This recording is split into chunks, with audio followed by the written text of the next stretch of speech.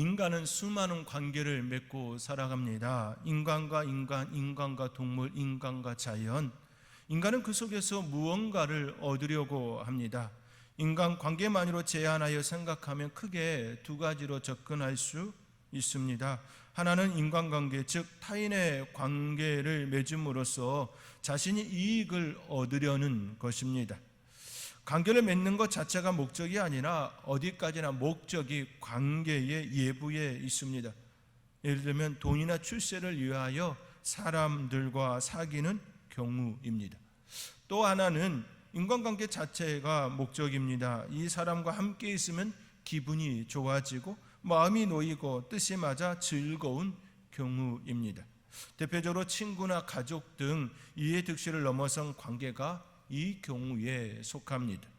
물론 인간관계의 두 가지 성질은 현실적으로 중첩되는 경우가 많습니다.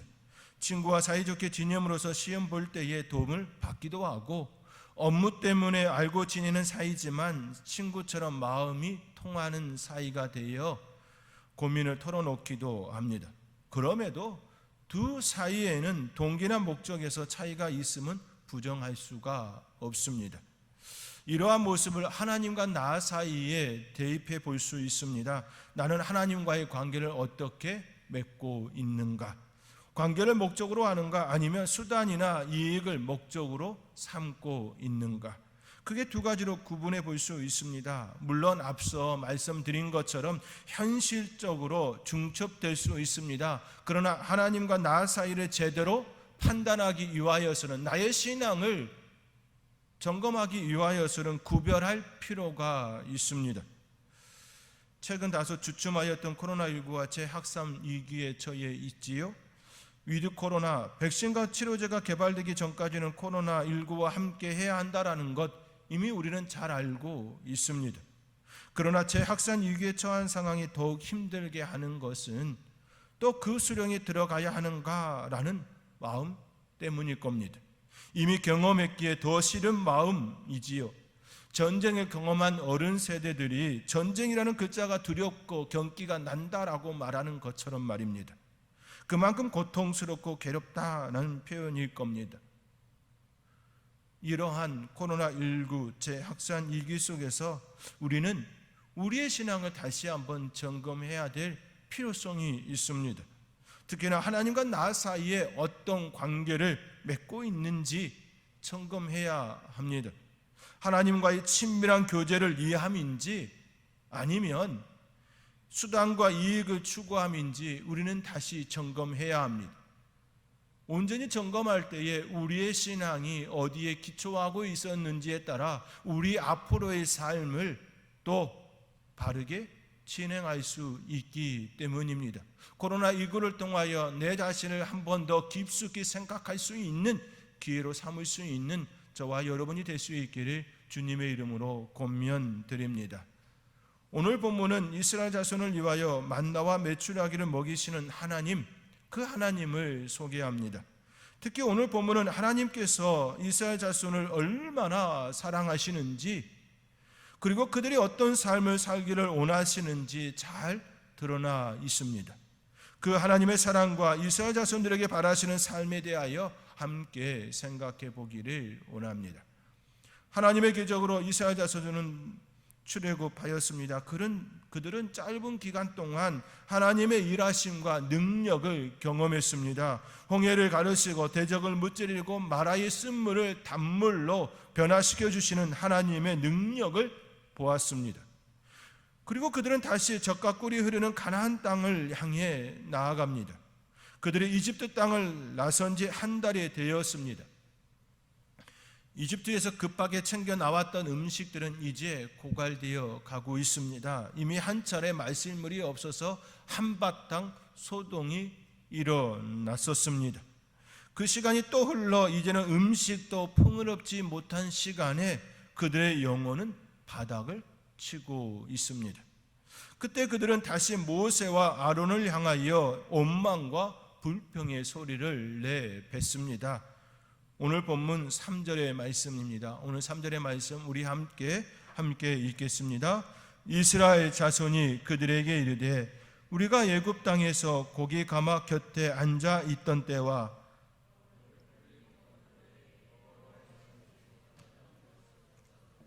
너희가 이 광야로 우리를 인도해 내어 줄여 죽게 하는도다. 이스라엘 자손들은 이집트 땅에서 고기 가마 곁에 앉아 있던 때와 배불리 먹었던 떡, 그 떡을 회상합니다. 그때가 좋았다 말합니다. 그때 차라리 하나님의 손에 죽었다라면 좋았겠다라고 원망합니다. 이러한 모습은 삶의 목적을 상실한 사람들의 보편적인 추태입니다. 삶의 목적을 상실한 사람은 하루하루 먹는 문제에 온 신경을, 중심을 둡니다. 그 사람들은 공동체가 추구하는 비전과 사명에는 관심이 없습니다. 하나님께서 각자에게 허락하여 주신 그 사명에 대하여, 비전에 대하여 관심이 없습니다. 그저 하루하루 무엇을 먹고 살 것인가에 대하여서만 마음을 뺏기고 살아가게 되지요. 이들의 추구와 소망은 마치 배부른 돼지에 있는 것처럼 보입니다. 배부른 돼지, 그것이 그들의 삶의 이유입니다. 우리는 3절의 말씀 속에서 선동가들의 특징을 또 살짝 엿볼 수 있습니다. 선동가들은 욕구와 불만이 일어날 때면 자신의 주장이라고 말하지 않습니다. 군중을 볼모로 삼습니다. 군중을 위하여 자신들이 어쩔 수 없이 나섰다라는 표현이지요.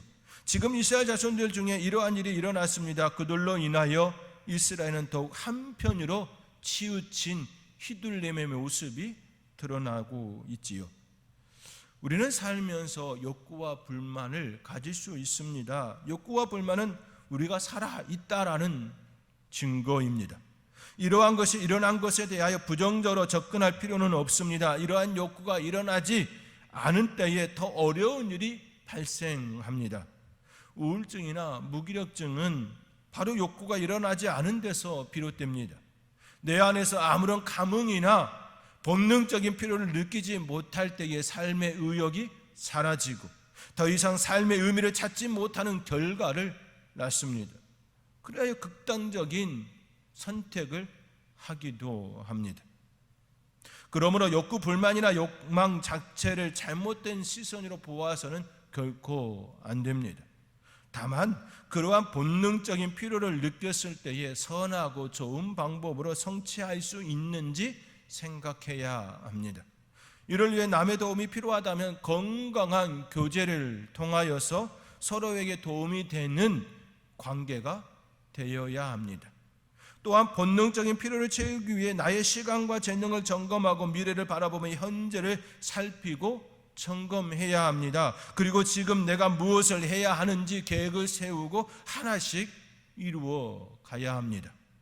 이러한 노력이나 접근이 없이 선동적인 방법이나 좋지 않은 방식으로 채우려 한다면 그것은 진정한 나의 것이 될 수가 없습니다. 한순간 움켜진 모래와 같이 사라질 뿐입니다. 그러나 지금 이스라엘 자손들은 그렇지 않습니다. 가장 좋은 방법이 무엇인지 생각지 않고 선동적인 방법으로 욕구와 불만을 하나님과 모세에게 쏟아붓습니다. 엎질러진 물은 담을 수가 없습니다. 그럼에도 불구하고 하나님께서는 그들이 성장하기를 기다리며 지켜봅니다. 하나님의 애절한 사랑이 그 안에 일어나고 있습니다. 사랑하는 성도 여러분, 그 애절한 사랑이 저와 여러분을 하나님의 사람이 되게 하신 줄 믿으시기 바랍니다. 그 애절한 사랑이 있었기에 우리가 이 자리에 있습니다. 가정에서 영상으로 하나님께 간절히 예배 드리려고 앉아 있는 것이지요. 우리의 마음과 영혼이 오직 하나님께 영광 되어지기를 원하는 마음으로 예배 드리는 줄 믿습니다. 하나님의 애절한 사랑이 먼저 없었다면 우리는 결코 하나님을 향한 마음이 일어나지 않았을 것입니다. 그 사랑 가운데 풍성한 삶을 더욱 누리시는 저와 여러분이 되시기를 주님의 이름으로 축원드립니다. 애절한 사랑을 하시는 하나님께서는 원망과 불평하는 그들에게 떡과 고기를 주시기로 약속하십니다. 4절의 말씀입니다. 우리 4절의 말씀 우리 함께 읽겠습니다. 그때에 여호와께서 모세에게 이르시되 보라 내가 너희를 위하여 백성이 나가서 일용할 것을 날마다 거둘 것이라. 이같이 하여 그들이 내 율법을 준행하나 아니하나 내가 시험하리라.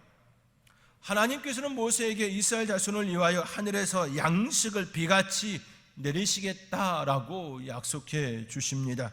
이 말씀은 8절에 여호와께서 저녁에는 너희에게 고기를 주어 먹이시고 아침에는 떡으로 배불리 시리니 이 말씀으로 구체화되었습니다. 그리고 16장 전체에서 반복적으로 저녁에는 고기를 아침에는 떡을 제공해 주시겠다는 말씀이 소개됩니다. 이처럼 하나님께서는 원망하는 이스라엘 자손을 위하여서 만나와 메추라기를 준비하시고 그들을 배불리 먹이셨습니다. 원망하는 그들을 향하여 하나님께서는 왜 만나와 메추라기를 준비하시고 먹이실까요? 애굽 땅에서 고기 가마 곁에 앉아있던 때와 떡을 배불리 먹었던 그때에 여호와의 손에 죽었다라면 좋았겠다라고 원망과 불평의 소리를 하는 그들을 향하여 책망하시거나 벌을 주시지 않고 여전히 그들을 향하여 애절한 사랑을 베푸시는 이유가 무엇일까요? 왜 하나님은 여전히 그들을 향하여 애절한 사랑을 하는 이유가 무엇일까요? 여러 다양한 이유를 말할 수 있겠습니다만 그 중에 우선적으로 생각할 수 있는 건 하나님의 속성 때문입니다. 하나님은 변개치 않으십니다. 하나님은 거짓말을 하지 않습니다. 그렇기에 하나님의 약속은 변함이 없습니다. 하나님께서는 이스라엘 자손의 조상들과 약속을 맺었습니다. 아브라함과 이삭과 야곱과 그리고 요셉에게까지 약속을 맺었습니다. 그들의 후손을 젖과 꿀이 흐르는 가나안 땅으로 인도해 주시겠다라고, 이방 땅에서 그들을 인도해 주시겠다라고 그들과 약속을 맺었습니다. 그 약속에 따라 이스라엘 자손을 인도하시고 젖과 꿀이 흐르는 가나안 땅으로 앞에 서서 불기둥과 구름기둥을 통하여 인도하여 주셨습니다. 그 과정 중에 이스라엘 자손들이 원망과 불평을 쏟아내어도 훗날 금송아지를 만들어 우리를 인도하여 낸 신이라 말하고 우상을 섬기는 행위가 있어도 그들을 버리지 아니하시고 끝까지 인도하시는 하나님을 보여주셨습니다.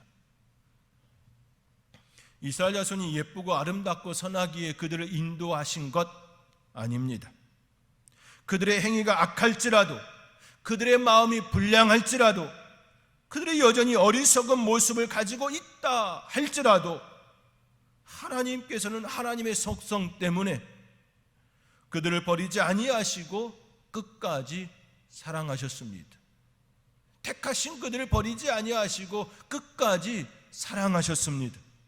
지금도 우리 하나님께서는 우리를 버리지 아니하시고 애절한 사랑, 끝까지 사랑하시는 그 애절한 사랑을 하고 계십니다. 그 사랑이 저와 여러분을 더욱 강건케 하는 줄 믿으시기 바랍니다. 하나님의 사랑은 그들에게 하늘에서 양식을 비같이 내리시는 축복의 기적으로 또 드러내시지요. 이 축복의 기적은 이스라엘 자손들이 젖과 꿀이 흐르는 가나안 땅에 들어가까지 이루어졌습니다. 매일 하나님께서는 그들을 위하여 일하셨습니다. 제가 아는 어느 권사님께서 이러한 말씀을 하신 것을 들었습니다. 한겨울에 수북히 쌓이는 하얀 눈을 보면서 저 눈이 쌀이었으면, 저 눈이 쌀이었으면 아무도 춥고 배고픈 한겨울에 죽지 않을 텐데 라는 말씀을 하셨습니다. 그 권사님은 6.25의 아픔을 겪으셨습니다. 그리고 배고팠던 한국의 처절한 시간도 겪으셨습니다. 배고픈 시절 충분히 상상할 수 있는 시적 표현입니다. 지금의 어린 세대들은 결코 상상하지 않을 상상입니다. 상상이나 있을 그 일이 칠급 역사에서는 실제로 일어났습니다. 하나님께서는 이스라엘 자손들을 위하여 마치 하늘에서 눈이 내리듯 땅에 쌓이도록 하셨습니다. 눈처럼 쌓인 만나를 그들은 배불리 먹었습니다. 이 일은 40년 동안 일어났습니다. 광야에서 먹을 것이 없는 그들을 위하여 친히 하늘에서 비같이 양식을 내려주셨습니다. 출애굽한 이스라엘 자손들은 이처럼 매우 특별한 경험을 그들의 사는 날 동안 경험하였습니다. 이 얼마나 놀라운 축복입니까? 우리 하나님께서는 지금도 우리들을 먹이시고 입히시는 하나님이십니다. 그 하나님을 온전히 찬양할 수 있는 저와 여러분이 될 수 있기를 주님의 이름으로 권면드립니다. 하나님께서는 이스라엘 자손들을 만나와 메추라기로 먹이시는 것으로 끝내지 않으십니다. 떡과 고기를 통하여 하나님의 사람으로 성장되기를 바라십니다. 만나를 통하여 하나님의 율법을 순종하는 사람이 되기를 바라십니다. 육의 양식을 통하여 영의 세계를 보기를 바라십니다. 우리가 궁극적으로 바라보아야 할 세계는 육의 세계가 아니라 영의 세계, 하나님의 세계입니다. 그렇게 하나님께서는 육의 양식을 통하여 그들을 훈련하시고 영의 눈을 가진 하나님의 사람이 되어지기를 바라시고 또 그 시간을 기다려 주십니다. 그것을 통하여 진정한 안식이 참 평안이 무엇인지를 깨닫기를 또 기다려 주십니다. 배고팠던 시절 배불리 먹고 등 따뜻하면 쉼과 평안을 누릴 수 있다는 것을 어른 세대들은 알았습니다. 배고픔의 서름이 얼마나 큰지를, 집 없는 서름이 얼마나 큰 것인지를 알았습니다. 그리하여 자녀들에게는 이러한 서름을 주지 않으리라, 결단코 나의 자녀들에게는 물려주지 않으리라, 그 마음으로 부단히 열심히 살아내었습니다. 그러나 실상은 그렇지 못했습니다. 배고픔과 집 없는 서름은 채움으로 만족되지 않았습니다. 처음에는 채워지는 줄 알았습니다. 그러나 더 큰 욕망이 그들 안에 자리하였기 때문에 결코 만족이 되지 않았습니다. 이처럼 육의 양식이나 욕망을 채운다고 진정한 안식을 누리는 것은 아닙니다. 진정한 안식은 영의 체험으로부터 비롯됩니다. 하나님께서는 이 원리를 육의 양식을 통하여 그의 택한 이스라엘 자손들에게 알려주고자 하셨습니다. 이를 위하여서 하나님께서는 그들에게 먼저 먹을 만큼만 거두게 하셨습니다. 16절의 말씀입니다. 우리 16절의 말씀 우리 함께 읽겠습니다. 여호와께서 이같이 명령하시기를 너희 각 사람은 먹을 만큼만 이것을 거둘지니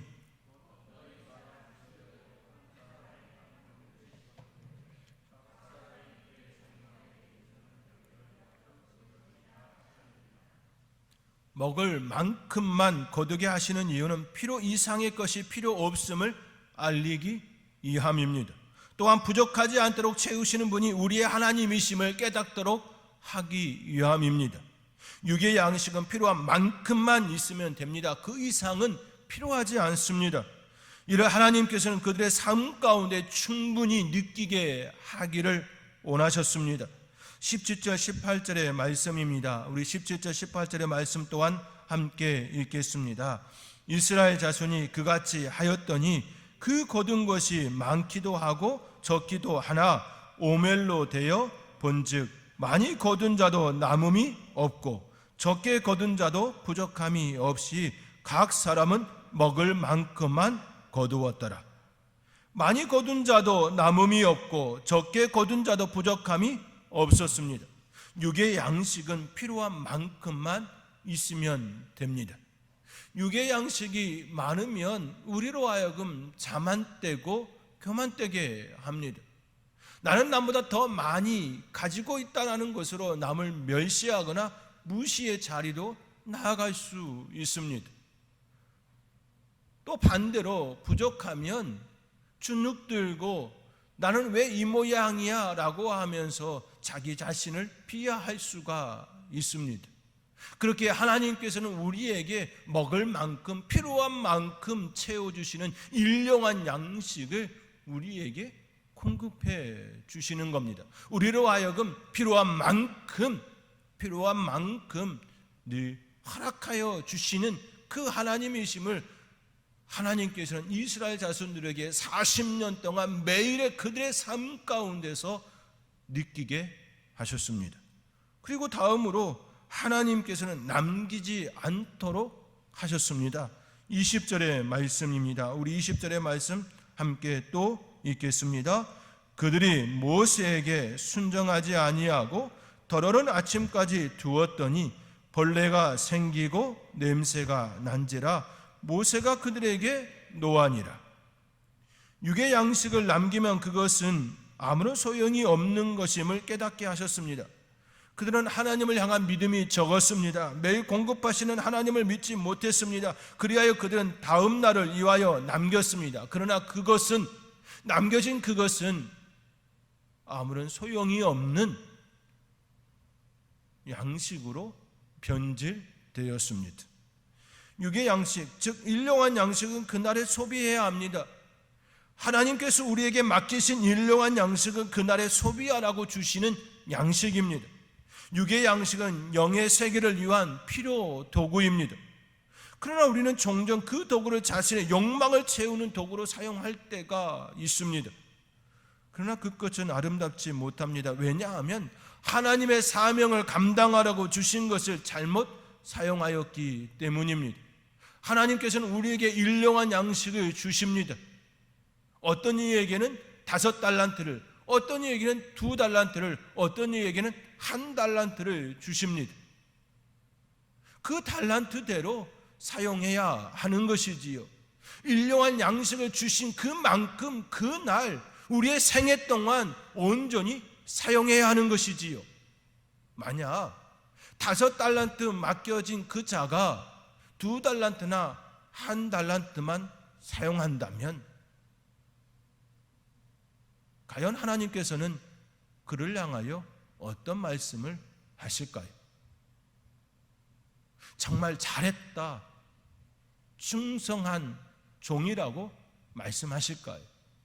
결코 그렇지 않을 것입니다.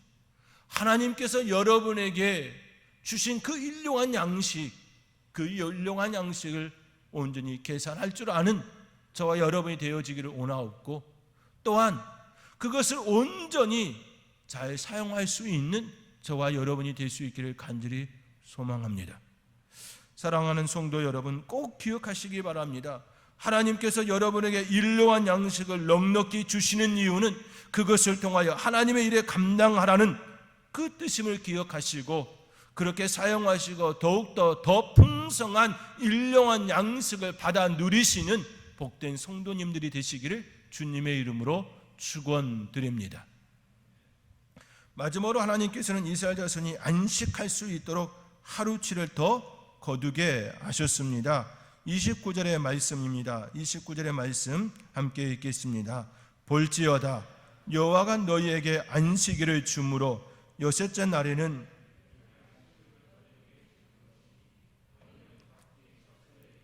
일곱째 날에는 아무도 그의 처소에서 나오지 말지니라. 그렇습니다. 하나님께서는 이스라엘 자손들이 안식할 수 있도록 6일째에는 이틀치 양식을 거두게 하셨습니다. 그 양식은 24절의 말씀처럼 다음날 아침까지 간수하였어도 냄새가 나지 아니하고 벌레도 생기지 않았습니다. 그리하여 각기 처소에서 나오지 않고 참다운 안식을 누리게 되었습니다. 30절에 그러므로 백성이 일곱째 날에 안식하니라. 그러므로 백성이 일곱째 날에 안식하니라. 그날에 그들이 온전히 안식을 누리게 되었습니다. 이처럼 하나님께서는 육의 양식을 통하여 하나님의 세계를 경험토록 하였습니다. 그 과정을 통하여 믿음의 사람이 되어질 수 있도록 훈련하셨습니다. 한번 생각해 보시기 바랍니다. 아무리 미련한 사람이라 할지라도, 믿음이 없는 사람이라 할지라도, 오늘 많이 거뒀다 할지라도 다음날 썩는다면 과연 누가 다음날까지 그것을 두겠습니까? 또한 7일째도 마찬가지입니다. 나가서 거둘 수 없는데 누가 밖으로 나가겠습니까? 아무리 어리석고 미련한 사람이라 할지라도 반복된 그 훈련 속에서 몸으로 체득된 믿음이 자연스럽게 붙지 않겠습니까? 하나님께서는 이스라엘 자손들을 이처럼 육의 양식을 통하여 믿음의 세계, 하나님의 세계를 경험하길 바라셨습니다. 사랑하는 성도 여러분, 이러한 세계는 지금도 동일하게 역사되고 있습니다. 하나님께서는 예수 그리스도를 통하여 이러한 역사를 계획하셨습니다. 예수님께서는 이 땅에 오셨습니다. 그리고 우리를 위하여 자신을 친히 생명의 떡으로 내어주셨습니다. 요한복음 6장 35절에 예수께서 이르시되 나는 생명의 떡이니 내게 오는 자는 결코 줄이지 아니할 터이요 나를 믿는 자는 영원히 목마르지 아니하리라. 생명의 떡이신 예수 그리스도를 영접하면 우리는 결코 줄이지 않습니다. 그분을 믿으면 영원히 목마르지 않습니다. 이스라엘 자손들의 육의 양식을 통하여 믿음을 심겨주신 것처럼 하나님께서는 예수 그리스도를 통하여 우리로 하여금 영원히 목마르지 않는 그 세계, 영의 세계를 경험하기를 원하십니다. 하나님께서는 예수 그리스도를 통하여 우리에게 주시는 안식의 길, 그 길을 열어 주시기를 원하십니다. 그리하여 주님 안에서 참다운 안식을 누리며 그 안에서 참 평안을 누리시길 원하십니다. 지금도 우리 하나님께서는 때로 육의 양식을 통하여 하나님의 그 세계를 더 깊이 알게 하기 위하여 우리를 혼례장으로 내어 주실 때가 있습니다.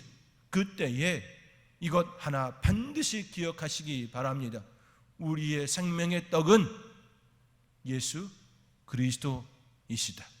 예수 그리스도를 통하여 내가 하나님께 나아가면 더 놀라운 세계를, 더 넉넉한 일용할 양식을 채워주실 분이 우리 하나님이심을 믿음으로 받으시고 그러한 삶을 살아내시는 복된 성도님들이 되시기를 주님의 이름으로 축원드립니다.